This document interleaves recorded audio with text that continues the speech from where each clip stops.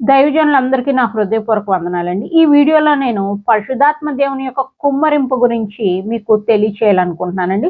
అసలు పరిశుద్ధాత్మ దేవుడు ఎలా కుమ్మరింపబడతాడు? ఎప్పుడు కుమ్మరింపబడతారో నేను మీకు ఈరోజు తెలియచేయాలనుకుంటున్నానండి. చాలామంది అంటున్నారండి. కొంతమంది ఏమంటున్నారంటే ఒక వర్స్ చదివి దాని మీద చేయి పెట్టి ప్రార్థన చేస్తే పరిశుద్ధాత్మ దేవుడు కుమ్మరింపబడతారు అని అంటున్నారండి. అర్థమవుతుందా? మనకి పరిశుద్ధాత్మ దేవుడు కుమ్మరింపబడాలంటే కొంచెం ఎక్కువగా బైబిల్ చదవాలండి. ఫస్ట్ మనం ఒక బైబిల్ చదవాలి. ఒక 15 మినిట్స్ అన్నా బైబిల్ చదవాలన్నమాట. అప్పుడు పరిశుద్ధాత్మ దేవుడు మనలో ప్రవేశిస్తాడండి. ప్రవేశించి బైబిల్ గ్రంథంలో ఉన్నవి మనకి ఎక్స్‌ప్లెయిన్ చేస్తారండి. సో, అర్థమవుతుంది కదండీ! సో, పరిశుద్ధాత్మ దేవుని యొక్క కుమ్మరింపు మనలో ఉండాలంటే మనము పవిత్రంగా జీవించాలండి. దేవుని వాక్యానుసారంగా నడుచుకోవాలి. దేవుని యందల విశ్వాసాన్ని కనపరచాలి. అర్థమవుతుందండి. ఈ 2 చేస్తేనే పరిశుద్ధాత్మ దేవుడు మన హృదయంలో నివాసం చేస్తారండి. అర్థమవుతుందండి. సో, మన దేహం అనేది పరిశుద్ధాత్మ దేవుని యొక్క ఆలయమే ఉంది. సో, మరి ఈ ఆలయంలో పరిశుద్ధాత్మ దేవుడు మనలో కుమ్మరింపబడాలంటే మరి మనం ఏం చేయాలండి? మనం ఏం చేయాలి? దేవుని యందల విశ్వాసం, దేవుని వాక్యానికి విధేయతని కనపరుస్తూ మనం పవిత్రంగా, పరిశుద్ధంగా జీవించాలండి. అప్పుడు మాత్రమే పరిశుద్ధాత్మ దేవుడు మన మీద కుమ్మరింపబడతారు. అదే విధంగా ఇంకేం చేయాలండి? బైబిల్ చదువుకోవాలండి. ఎక్కువ బైబిల్ చదువుకునేటప్పుడు, ప్రార్థన చేసుకునేటప్పుడు పరిశుద్ధాత్మ దేవుని యొక్క కుమ్మరింపు అనేది ఉంటదండి. అర్థమవుతుందా? ఎక్కువ సేపు బైబిల్ చదవాలండి. మినిమమ్ 1 అవర్ అన్నా చదవాలి. 1 అవర్ అన్నా, half an hour to 1 hour అన్నా బైబిల్ అనేది చదువుకోవాలండి. ప్రార్థన చేసుకోవాలి. అంతే కదండీ! ఇంకేం చేయాలంటే పరిశుద్ధాత్మ దేవుని యొక్క కుమ్మరింపు అండ్ నడిపింపు ఉండాలంటే ఇంకేం చేయాలంటే మనము మన దేవుడైన యెహోవా దేవుని అడగాలండి. యెహోవా దేవా, నా హృదయంలో పరిశుద్ధాత్మ దేవుని నింపు, నా జీవితంలో పరిశుద్ధాత్మ దేవుని యొక్క నడిపింపును అనుగ్రహించయ్యా అని యెహోవా దేవుని మనం అడగాలండి. మనం పరిశుద్ధాత్మతో నింపబడాలంటే యెహోవా దేవునికి ప్రార్థన చేసుకోవాలండి. యెహోవా దేవా, పరిశుద్ధాత్మను నా హృదయంలో కుమ్మరించయ్యా, పరిశుద్ధాత్మ దేవుని చేత నా హృదయాన్ని నింపయ్యా అని మనము యెహోవా దేవునికి ప్రార్థన చేసుకోవాలండి. ఎవరి నామంలో ప్రార్థన చేసుకోవాలి? యేసయ్య నామంలో ప్రార్థన చేసుకోవాలన్నమాట. యేసయ్య నామంలో మనం యెహోవా దేవుని ఏమడిగినా ఆయన మనకు అనుగ్రహిస్తానని మనకు వాగ్దానం ఇచ్చారండి. ఆ వాగ్దానాన్ని చేతపట్టుకొని మనము యెహోవా దేవా, పరిశుద్ధాత్మ దేవుని యొక్క నడిపింపు నా జీవితంలో అనుగ్రహించయ్యా అని మనము నజరేయుడైన యేసుక్రీస్తు నామంలో ప్రార్థన చేయాలండి. అప్పుడు ఆయన కొరత లేనంత ఆత్మని ఇస్తారు మనకి. ఆయన దివారాత్రులు కొరత లేనంత ఆత్మను మనకి అనుగ్రహించడం కోసం చేతులు చాచి ఉన్నారండి. అర్థమవుతుంది కదండీ! సో, అందరం పరిశుద్ధాత్మ దేవుని నడిపింపుని మనం కోరుకోవాలండి. పరిశుద్ధాత్మ దేవుడు ఎప్పుడైతే మన హృదయంలో నివాసం చేస్తారో అప్పుడు మనము క్రీస్తు యొక్క శరీరంలో అవయవములై ఉంటామండి. అర్థమవుతుందా? అదే విధంగా మన దేహంలో ఏమన్నా అనారోగ్యాలు ఉంటాయి. అవన్నీ మన దేహాన్ని విడిచి వెళ్ళిపోతాయన్నమాట.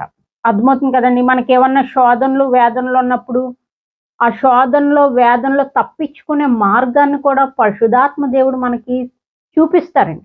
అర్థమవుతుందండి. సో, ఈ న్యూ ఇయర్ నుంచైనా మీరు పరిశుద్ధాత్మ దేవుని కుమ్మరింపు కోసం మీరు దివారాత్రులు దేవునికి ప్రార్థన చేయండి.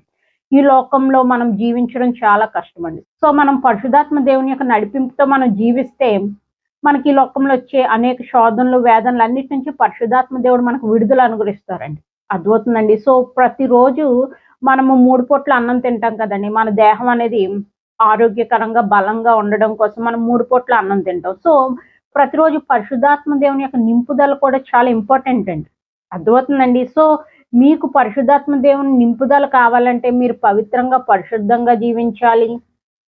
దేవుని యందల విశ్వాసం, దేవుని వాక్యానికి విధేయత చూపించాలి. అదే విధంగా బైబిల్ బాగా చదువుకోవాలి. బాగా ప్రార్థన చేసుకోవాలి. సో, నజరేయుడైన యేసుక్రీస్తు నామంలో మనం యెహోవా దేవునికి ప్రార్థన చేయాలి. అప్పుడు యెహోవా దేవుడు ఏం చేస్తారండి? మన ప్రార్థనా విన్నపములన్నిటిని విని మనకి కొరత లేనంత ఆత్మను మన హృదయంలో కుమ్మరిస్తారండి. అర్థమవుతుందండి. సో, ఎందుకంటే ఈ లోకం చాలా భయంకరంగా ఉందండి. మనకెప్పుడు ఎటువంటి డిసీజెస్ వస్తాయో, ఎటువంటి శోధనలొస్తాయో మనం చెప్పలేం. ఇటువంటి భయంకరమైన కాలంలో మనకి కంపల్సరీ పరిశుద్ధాత్మ దేవుని యొక్క నడిపింపు మన జీవితంలో ఉండాలండి. అర్థమవుతుందండి. సో, ప్రతిరోజు పరిశుద్ధాత్మ దేవుని యొక్క నడిపింపు కోసం మీరందరూ ప్రార్థన చేయండి. ఓకేనండి. సో, మార్నింగ్ బ్రేక్‌ఫాస్ట్ చేస్తాం కదండీ! మళ్ళీ ఆఫ్టర్‌నూన్ లంచ్, నైట్ డిన్నర్ చేస్తాం. సో, రోజంతా మనం సేఫ్‌గా ఉండాలంటే రోగాల బారిన పడకుండా, శోధనలో, వేదనలో పడకుండా ఉండాలంటే ఎర్లీ మార్నింగే మనము పరిశుద్ధాత్మ దేవుని చేత నింపబడాలి. అర్థమవుతుందండి? మార్నింగ్ లెగ్గానే బైబిల్ చదవండి. బైబిల్ చదివి ప్రార్థన చేసుకోండి. రోజంతా వాక్యానుసారంగా నడుచుకోండి. అప్పుడు పరిశుద్ధాత్మ దేవుడు మీలో నివాసం చేస్తారు. రోజంతా పరిశుద్ధాత్మ దేవుని యొక్క నడిపింపు మీకుంటదండి. సో, మనలో ఉన్న పరిశుద్ధాత్మ దేవుని మనం దుఃఖపరచకూడదండి. ఎప్పుడు మనలో ఉన్న పరిశుద్ధాత్మ దేవుడు దుఃఖపడి మన దేహాన్ని విడిచిపెడతారు. ఎప్పుడైతే మనం దేవుని వాక్యానికి వ్యతిరేకంగా నడుచుకుంటామో, అప్పుడు పరిశుద్ధాత్మ దేవుడు, మనలో ఉన్న పరిశుద్ధాత్మ దేవుడు దుఃఖపడి మన దేహాన్ని విడిచి వెళ్ళిపోతారండి. ఓకేనండి. సో, పరిశుద్ధాత్మ దేవుణ్ణి దుఃఖపరిచే కార్యాలు మన జీవితంలో విసర్జించాలండి. అర్థమవుతుందండి? పాపాలు చేయకూడదు. పవిత్రంగా, పరిశుద్ధంగా దేవుని వాక్యానుసారంగా నడుచుకోవాలండి. ఓకేనండి. ఇంకెవరైనా బాప్టిజం తీసుకోకపోతే, ఇంకా ఎవరైనా మారుమనసు పొందకుండా ఇంకా పాపపు జీవితంలోనే ఉంటే, వాళ్ళెవరికీ పరిశుద్ధాత్మ దేవుని యొక్క కుమ్మరింపు ఉండదండి. పరిశుద్ధాత్మ దేవుని యొక్క కుమ్మరింపు చాలా ఇంపార్టెంట్. మీరు మీ పాపాలను విడిచిపెట్టాలి, మారుమనసు పొందాలి. తండ్రి యొక్కయు, కుమారుని యొక్కయు, పరిశుద్ధాత్మ యొక్క నామంలో మీరు బాప్టిజం తీసుకోవాలి.